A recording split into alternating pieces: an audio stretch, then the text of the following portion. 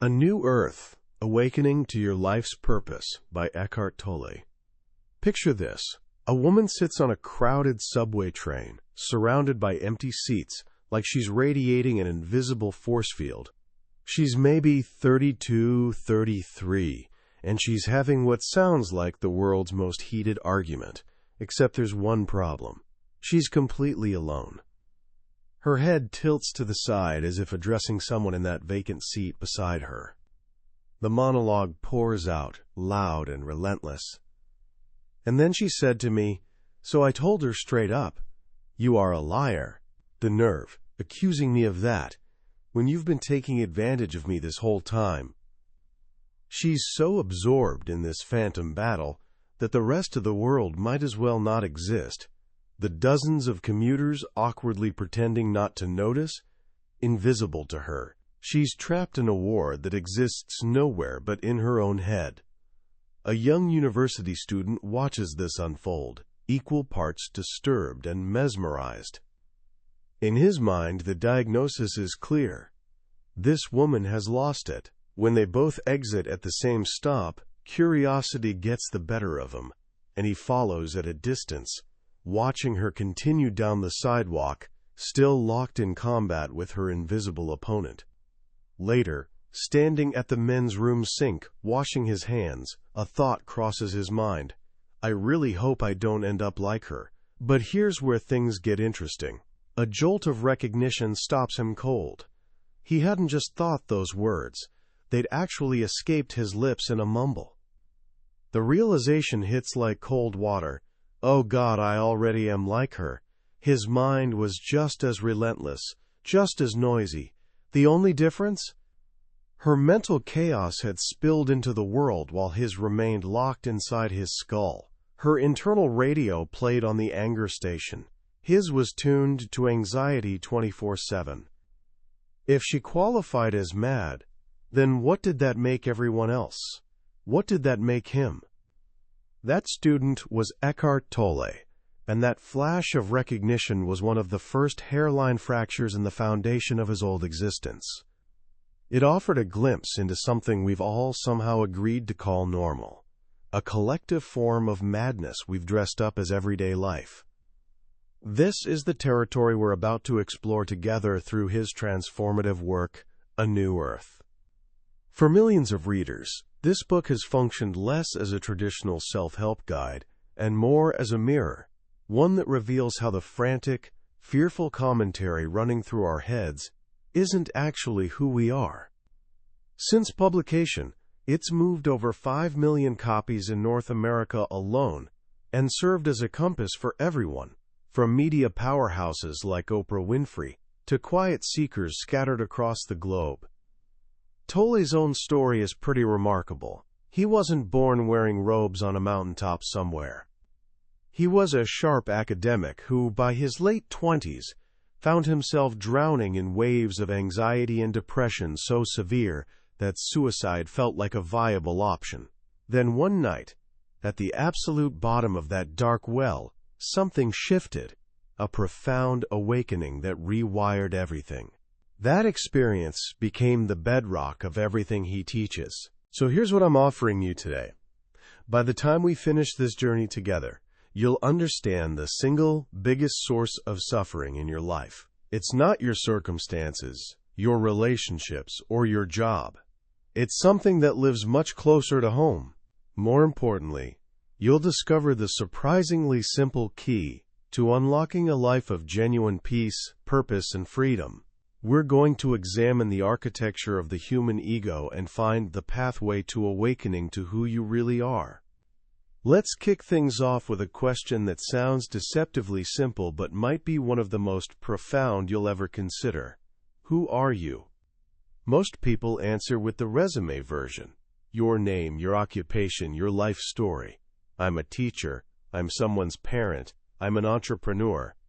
You might reference your past. Catalog your victories and defeats. List the experiences that supposedly define your narrative. But Tolle invites us to entertain a radical possibility.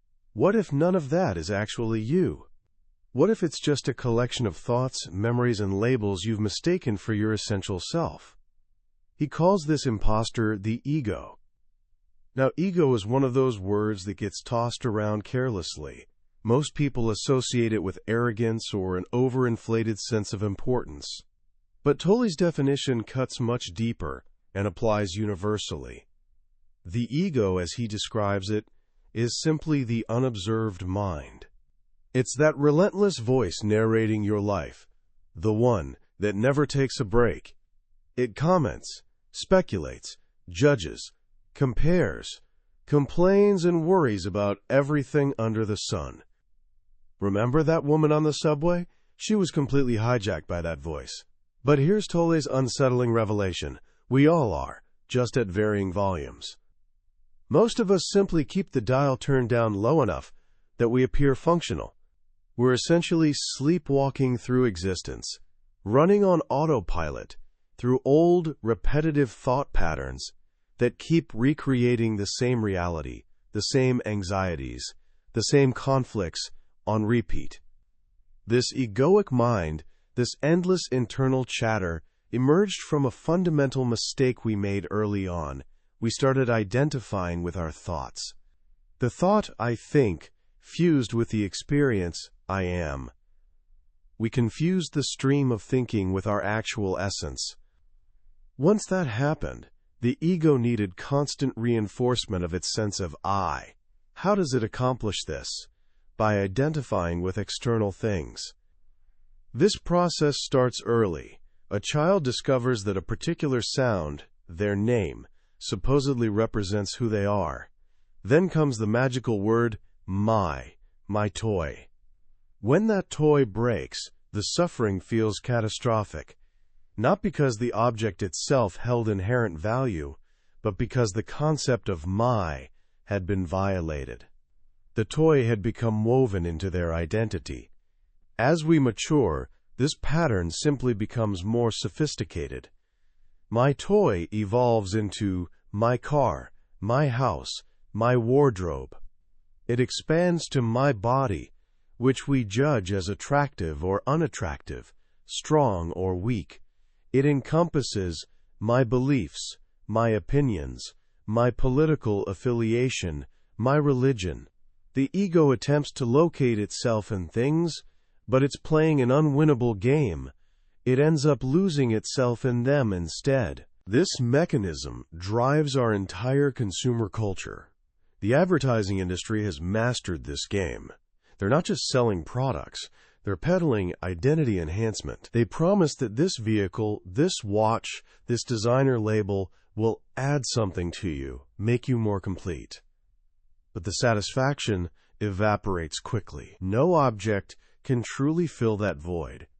The feeling of not enough inevitably returns, so you keep purchasing, keep consuming, eternally seeking the next thing that will finally make you feel whole. Tolle shares a powerful story about a woman he counseled who was dying of cancer. One day, he arrived to find her in absolute distress. Her diamond ring, a treasured family heirloom, had disappeared. She was convinced it had been stolen. Anger and bitterness consumed her completely. Rather than offering advice, Tolle posed a series of questions. "Do you realize," he asked gently, "that you'll need to release that ring at some point, perhaps quite soon? When you let it go, will you become less? Has who you are actually diminished because of this loss?" After several minutes of silence, something shifted in the woman's expression. A smile emerged. "This time," she said, "I tried to feel the answer instead of thinking it, and suddenly I could sense my I amness. If I can feel that I am so powerfully, then who I am hasn't diminished at all." She'd stumbled onto something profound.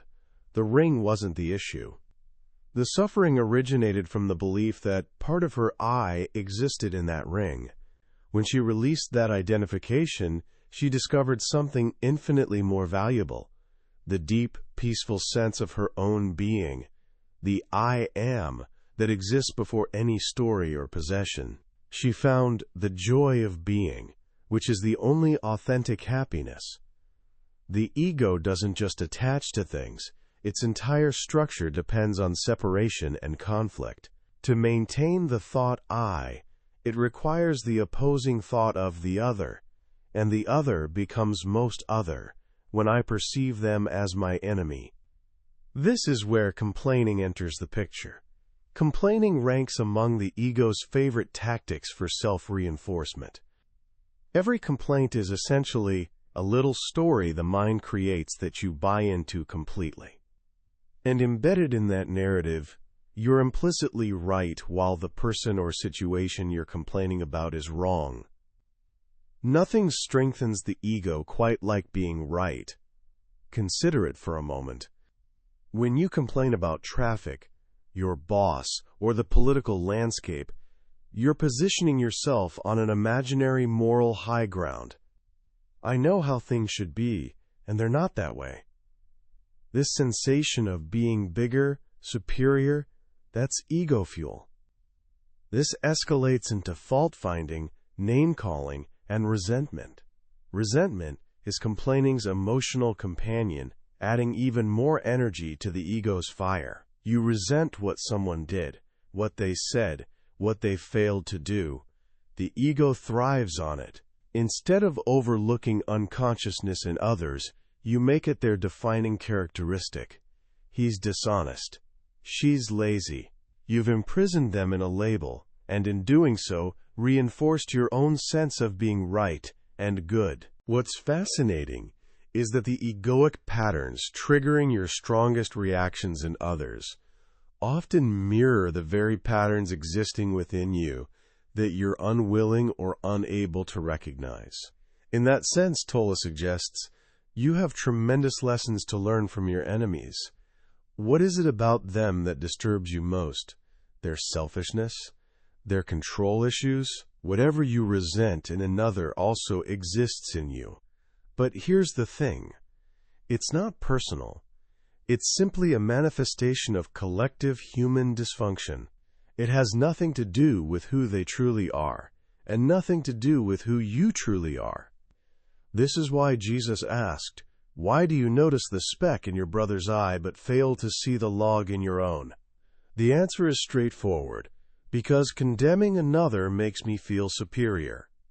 The ego's greatest adversary, however, is the present moment. The ego cannot survive in the now. Its entire existence depends on psychological time.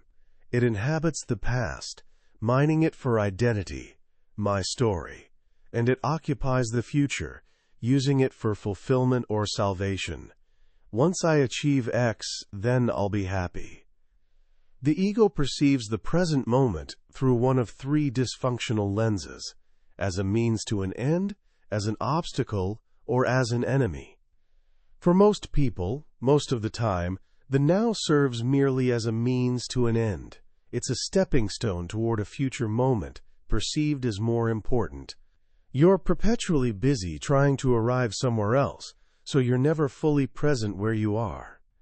When this pattern intensifies, the present moment transforms into an obstacle. This is the birthplace of impatience, frustration, and stress. You're stuck in traffic, and your entire focus fixates on reaching your destination. The now becomes a problem requiring a solution. At its worst, the ego treats the present moment as an enemy. This manifests when you hate what you're doing, when complaints and curses flow toward what's happening. You exist in a state of inner resistance to what is, essentially making life itself your adversary. So what's the alternative? How do we escape this mental prison? The answer isn't fighting the ego. You can't battle darkness. Only the light of consciousness is necessary. Freedom begins with recognizing that the voice in your head isn't who you are. The moment you start observing the thinker, a new dimension of consciousness awakens. You become the awareness behind the thought. You become the witness. Tolle calls this state presence. Presence is consciousness without thought. It's the space in which thoughts and emotions occur. When you're present, the mind no longer possesses you. Thinking becomes a tool you can use rather than a master controlling you. This initial glimpse of awareness, this separation between thinking and awareness, marks the beginning of awakening. For most people, it's not a single dramatic event, but a gradual unfolding. It might start when you suddenly catch your habitual negative thoughts in action. For a moment, you're not the thought, you're the awareness observing the thought. This brings us to one of Tolle's most powerful concepts, the pain body. If the ego represents mental dysfunction, the pain body represents emotional dysfunction. It's a field of accumulated emotional pain living inside virtually every human being. Every intense, negative emotion we haven't fully faced and dissolved leaves behind a residue of pain. This pain from childhood, adolescence, and adult life merges to form an energy entity, a semi-autonomous being composed of emotion that inhabits us. This pain body possesses its own primitive intelligence, like a cunning animal, with survival as its primary objective. What does it feed on? More pain. It feeds on energy matching its frequency. It flourishes on negative thinking, personal drama, and unhappiness. The pain body, Tolle explains, is essentially an addiction to unhappiness. Most of the time, the pain body lies dormant. But when hunger strikes, it awakens to feed. It can be triggered by a simple thought, a casual comment, or it might feed on your own negative thinking. Suddenly, a wave of dark emotion, anger, anxiety, sadness, crashes over you. Your thinking turns profoundly negative. The voice in your head starts spinning tragic or angry stories about your life. At that moment, the pain body has hijacked you. It's living through you, masquerading as you. And to the pain body, pain equals pleasure. It eagerly devours every negative thought. It particularly loves feeding on relationship drama. It knows your partner's vulnerabilities and will push those buttons to provoke reactions. It wants to activate your partner's pain body so the two can feast on each other's negative energy. This explains why many relationships cycle through destructive patterns of fighting, followed by reconciliation. It's the pain body's feeding time. Liberation from the pain body begins with the same principle as freedom from ego, awareness. When you feel that surge of negative emotion, you must remain present enough to recognize it for what it is. You tell yourself, the pain body is active. You feel it as an energy field inside you, but you don't identify with it. You don't fuel it with negative thoughts. You don't let it become the unhappy me. Your conscious presence breaks the connection between the pain body and your thinking. The energy trapped within it can then transform into consciousness. In this way, your pain becomes fuel for awakening. This, Tolle suggests, explains why many of the planet's wisest individuals once carried very heavy pain bodies. Their acute suffering forced them to wake up. As you become more present, you begin discovering what Tolle calls inner space. This is the stillness, the silent awareness residing behind your mind's noise. It's the formless dimension of consciousness itself. A beautiful Sufi story captures this perfectly. A king, constantly swung between happiness and despair. He asked a wise man for something that would bring balance and serenity. The wise man returned with a simple gold ring bearing an inscription, "This, too, will pass." Those words serve as a powerful reminder. They point to the impermanence of all forms, both pleasant and unpleasant. When you recognize that every situation is temporary, you stop clinging to the good and resisting the bad. Detachment emerges, and with that detachment, inner space opens up. You realize you're not the fleeting forms of your life. You're the space in which they occur. You're the consciousness witnessing it all. This brings us to your life's ultimate purpose. Tolle explains that your life has two purposes, an inner purpose and an outer purpose. Your outer purpose involves what you do in the world. It includes future goals and achievements in the dimension of time. It shifts throughout your life. It might involve raising children, building a career, mastering a craft. But your inner purpose is primary. It's awakening.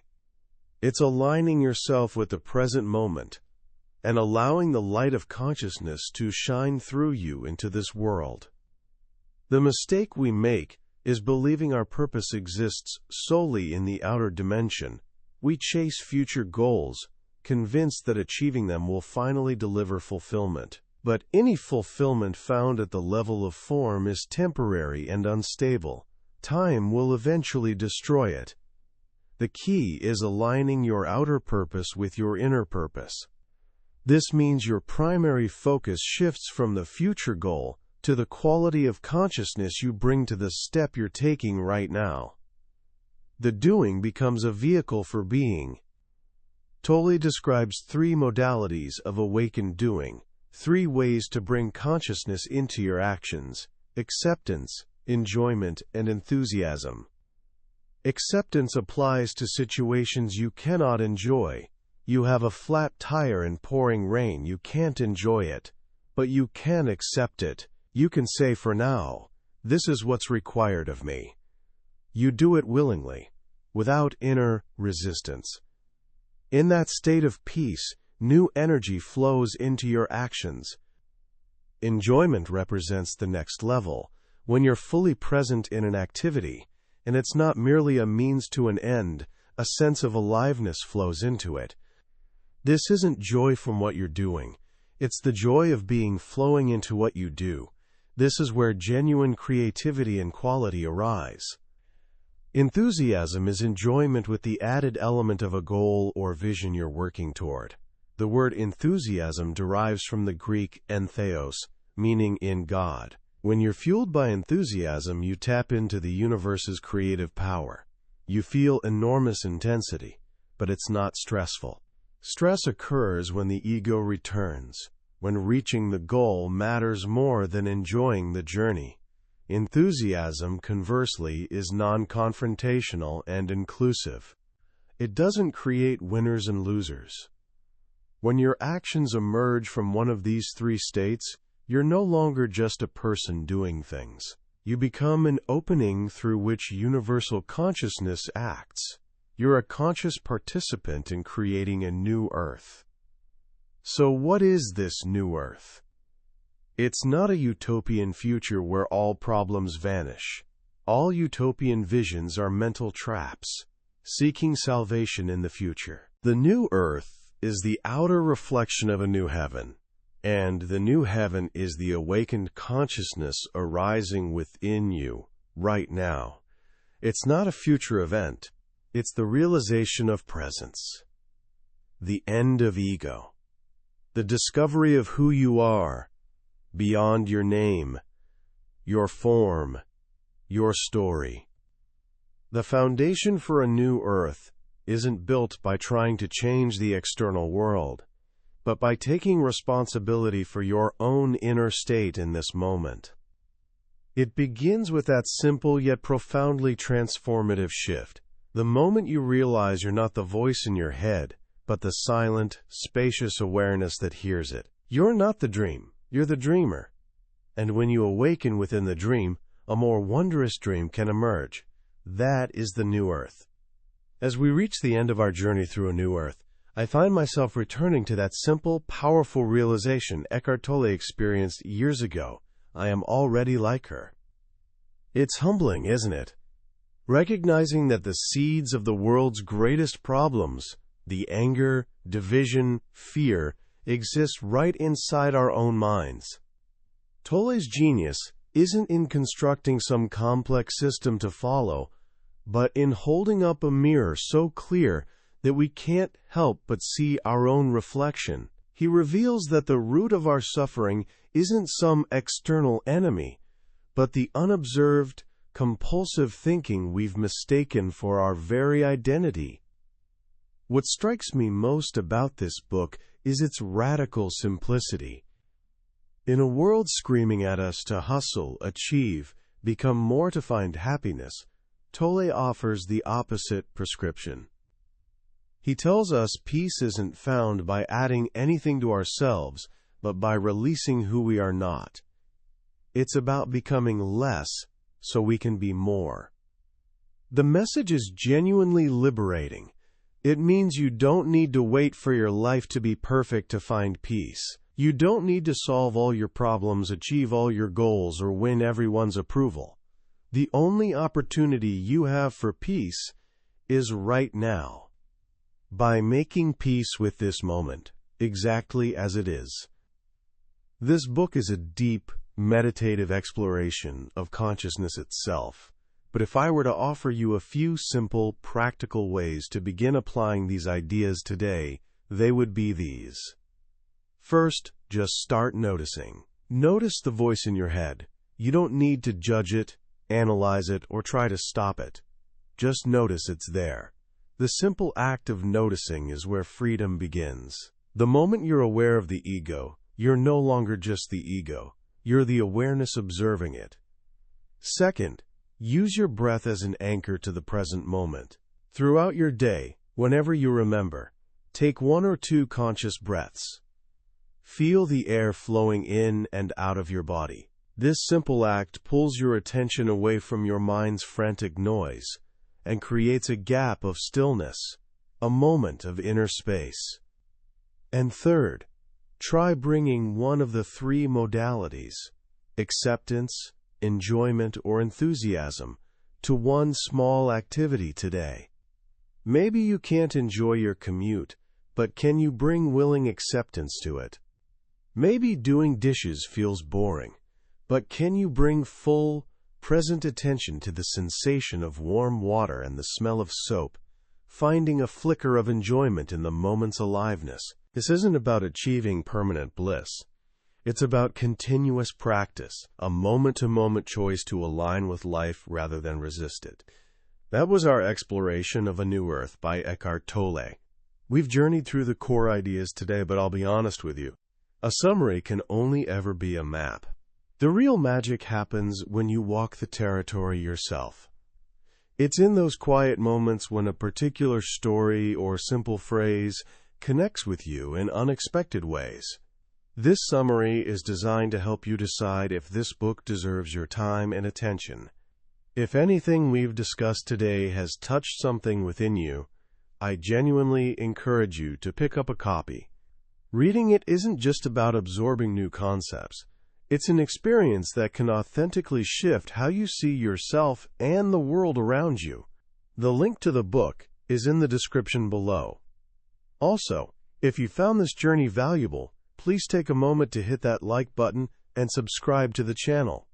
It lets me know this work is making a difference and ensures you won't miss our next deep dive into another life-changing book from the billionaire's bookshelf. Let's keep growing together.